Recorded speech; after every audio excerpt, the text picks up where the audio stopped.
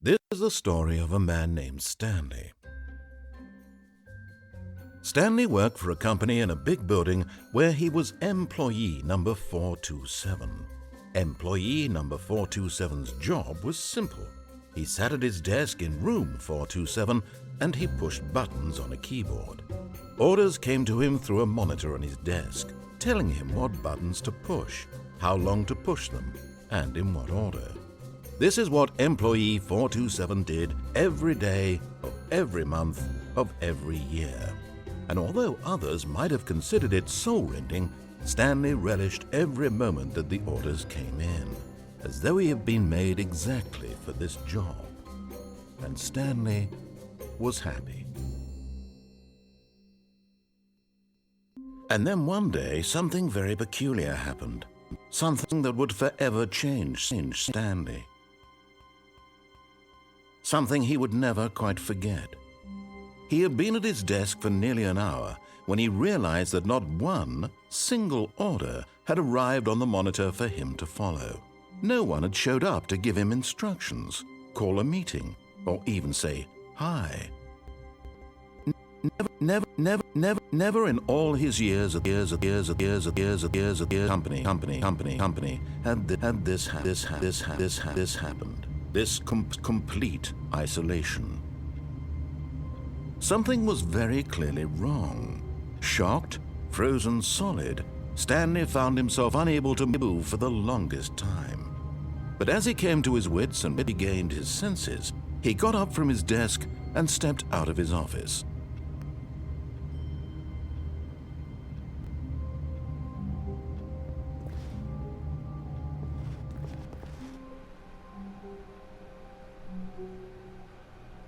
All of his co-workers were gone.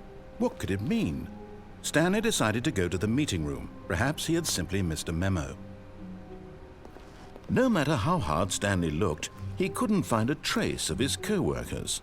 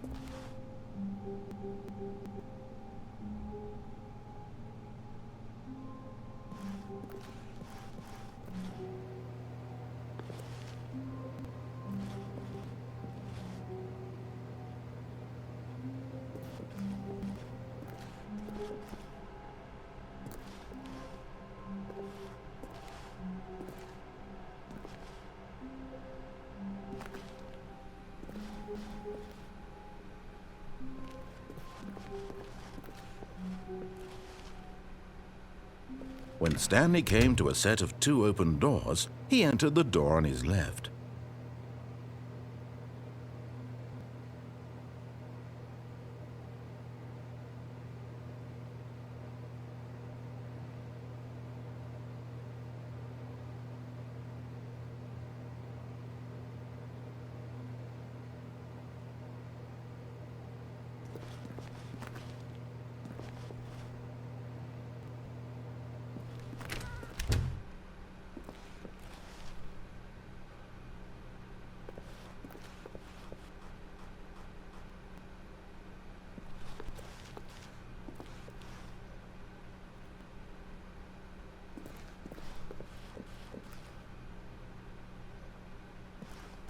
Yet there was not a single person here either.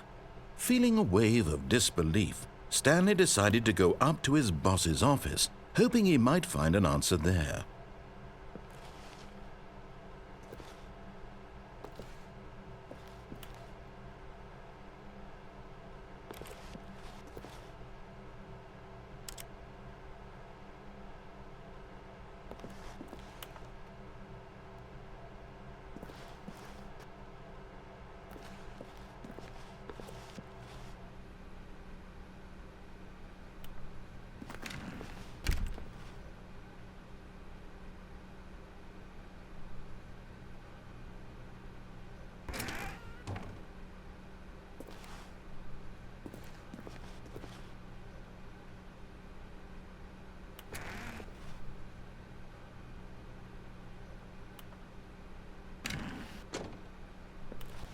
Stanley stepped into the broom closet, but there was nothing here, so he turned around and got back on track.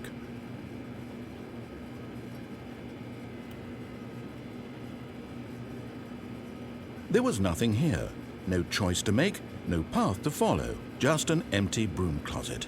No reason to still be here.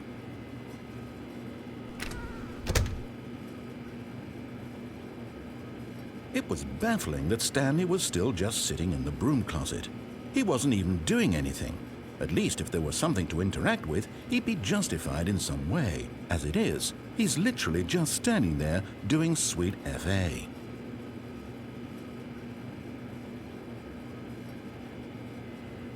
Are you really still in the broom closet? Standing around doing nothing? Why? Please offer me some explanation here. I'm genuinely confused.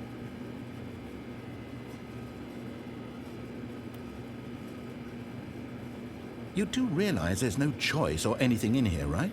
If I'd said Stanley walked past the broom closet, at least you would have had a reason for exploring it to find out.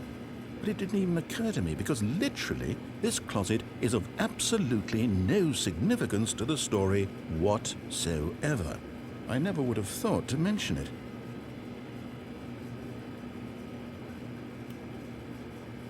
Maybe to you this is somehow its own branching path.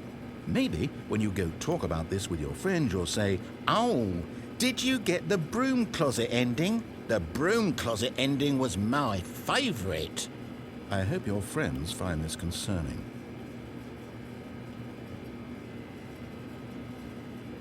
Stanley was fat and ugly and really stupid. He probably only got the job because of a family connection. That's how stupid he is.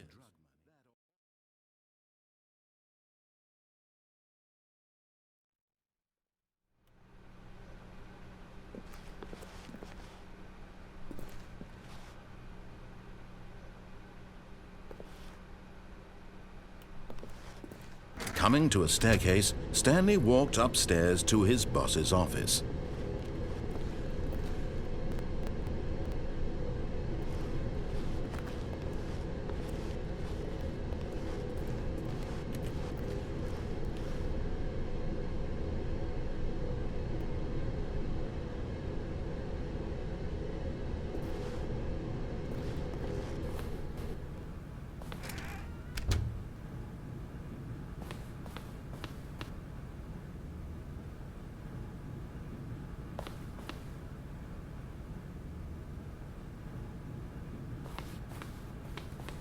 Stepping into his manager's office, Stanley was once again stunned to discover not an indication of any human life.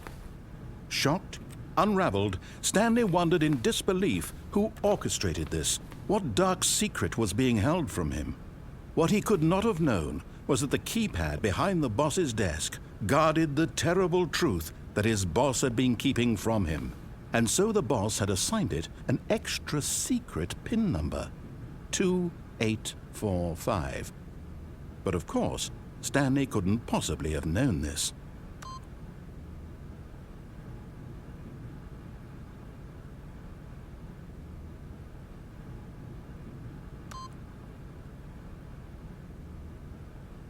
Stanley just sat around twiddling his thumbs.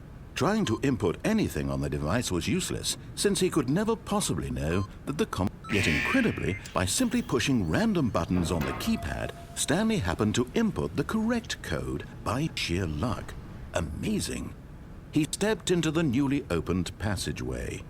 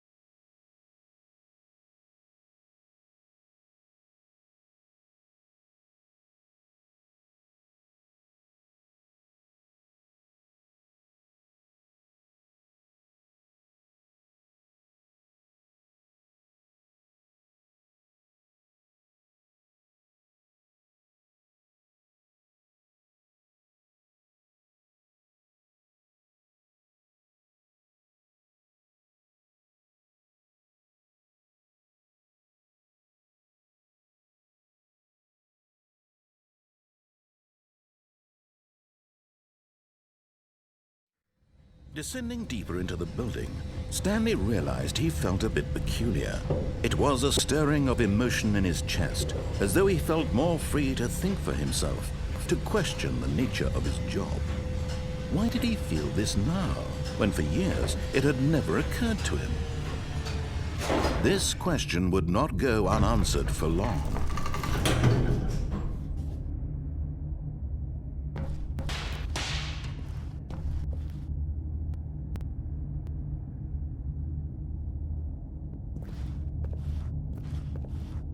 Stanley walked straight ahead through the large door that read Mind Control Facility.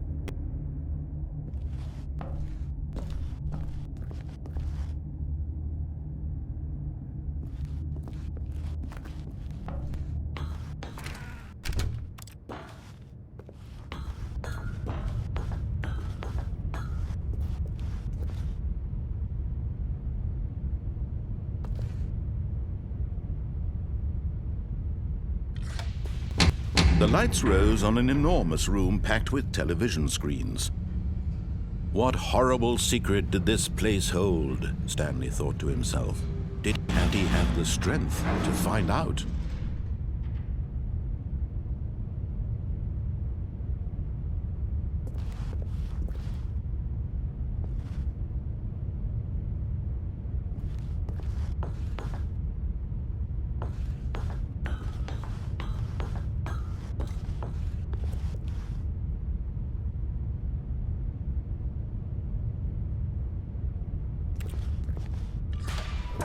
Now the monitors jumped to life, their true nature revealed. Each bore the number of an employee in the building, Stanley's co-workers. Lives of so many individuals reduced to images on a screen, and Stanley, one of them, eternally monitored in this place where freedom meant nothing.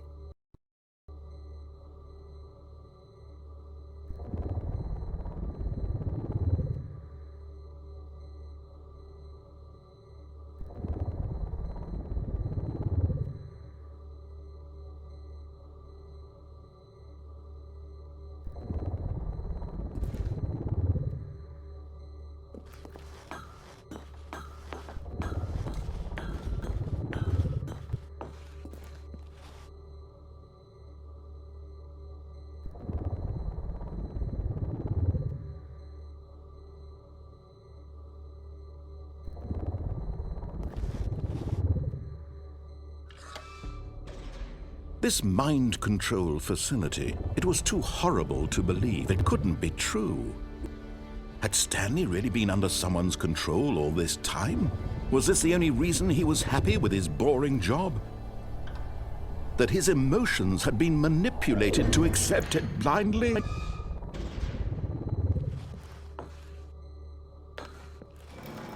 No, he refused to believe it. He couldn't accept it. His own life in someone else's control? Never! It was unthinkable, wasn't it? Was it even possible? Had he truly spent his entire life utterly blind to the world?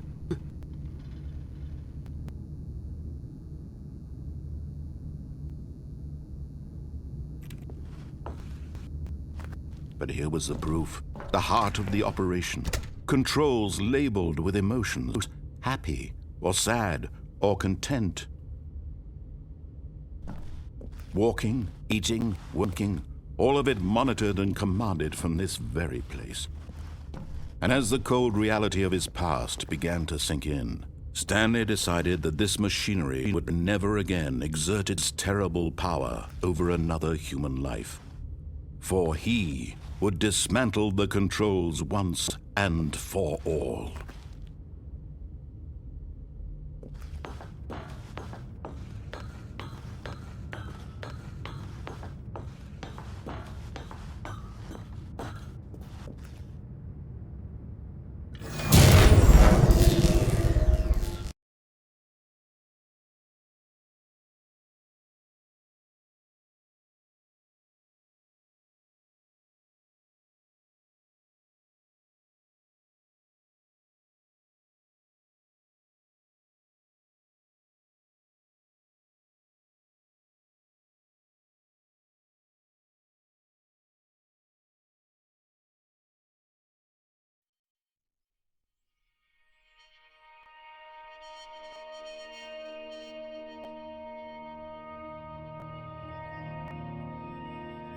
Blackness, and a rising chill of uncertainty.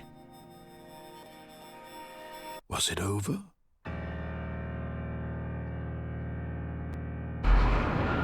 Yes, he had won. He had defeated the machine, unshackled himself from someone else's command. Freedom was mere moments away. And yet, even as the immense door slowly opened, Stanley reflected on how many puzzles still lay unsolved. Where had his co-workers gone? How had he been freed from the machine's grasp? What other mysteries did this strange building hold? But as sunlight streamed into the chamber, he realized none of this mattered to him, for it was not knowledge or even power that he had been seeking, but happiness. Perhaps his goal had not been to understand, but to let go. No longer would anyone tell him where to go, what to do, or how to feel. Whatever life he lives, it will be his. And that was all he needed to know. It was perhaps the only thing worth knowing. Stanley stepped through the open door.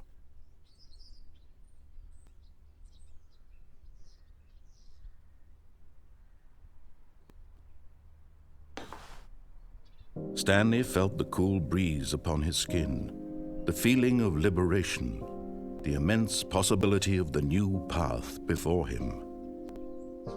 This was exactly the way, right now, that things were meant to happen. And Stanley was happy.